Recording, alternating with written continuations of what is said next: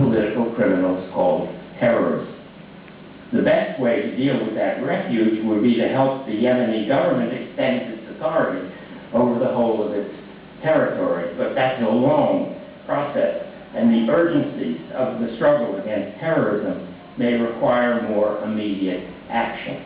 When that is true, if it is true, it doesn't seem to me morally wrong to target al-Qaeda militants directly, for capture, if that's possible, but also for death. Yemen, in this regard, was closer to Afghanistan than to Chicago. But there are two moral political limits on policies of this sort, and the limits are very important because governments, once they learn to kill, are likely to kill too much and too often. The first limit is implied by the word targeted. We have to be as sure as we can, without judge or jury, that the people we are aiming at are really al-Qaeda militants, or that they are people engaged in planning and carrying out terrorist attacks. Targets have to be identified, and the work of identification has to be careful and precise. The second limit is at least equally important. We have to be as sure as we can be that we are able to hit the targeted person without killing innocent people in his or her vicinity. And here I think we have to adopt standards that are closer to Chicago than to Afghanistan.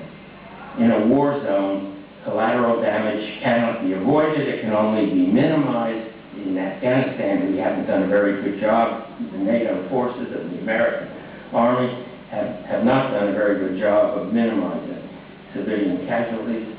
The hard question in war is what degree of risk we are willing to accept for our own soldiers in order to reduce the risks we impose on enemy civilians.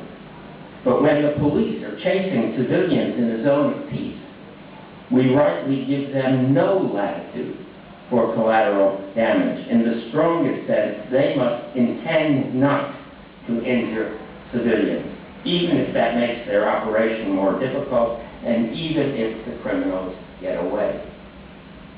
And that seems to me roughly the right rule for people planning targeted killing.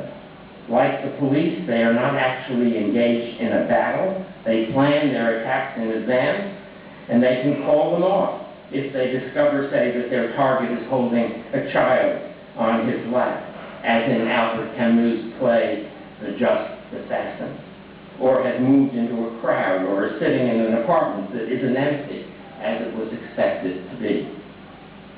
They can't avoid imposing some degree of risk on innocent people, and the risks will probably be greater than those imposed by police in a city at peace, but we must insist on a strenuous effort to minimize the risks.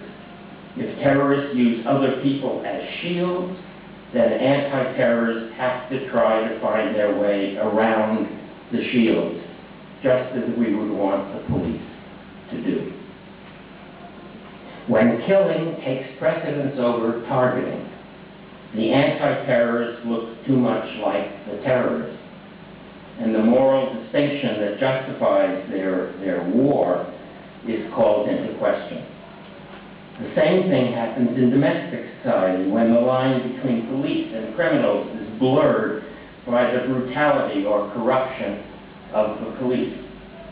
But it's important to stress that when that happens, we defend the line as best we can by criticizing and reforming the police. We don't join the criminals.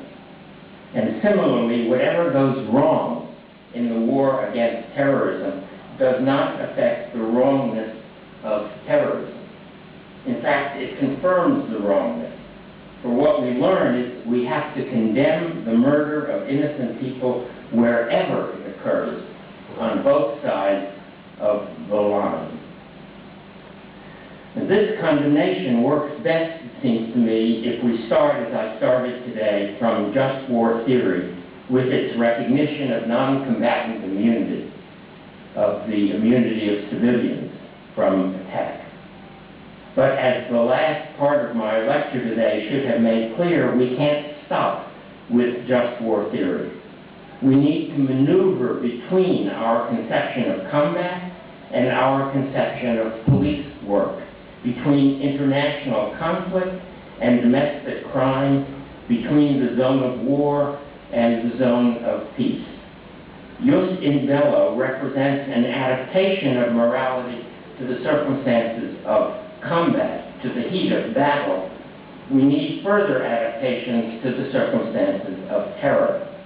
But we can still be guided, we have to be guided, even in these new circumstances, by our fundamental understanding of when fighting and killing are just and when they are unjust.